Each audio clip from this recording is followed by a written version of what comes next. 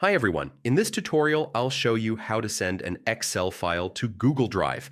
Uploading your files to Google Drive helps keep them backed up, accessible from multiple devices, and easy to share. First, open your browser and go to drive.google.com.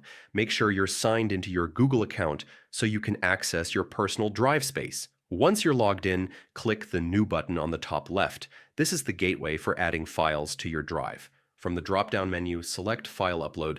This lets you choose a file from your local device to upload.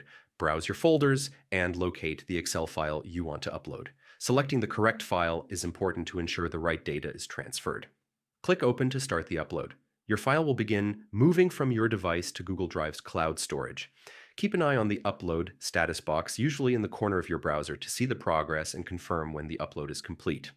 Once the upload finishes, you can verify that your Excel file is safely stored by opening it directly in Google Drive. This ensures the file uploaded correctly and is ready to use.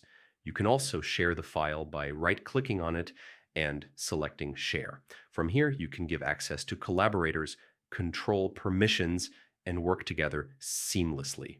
And that's it. You've successfully sent your Excel file to Google Drive.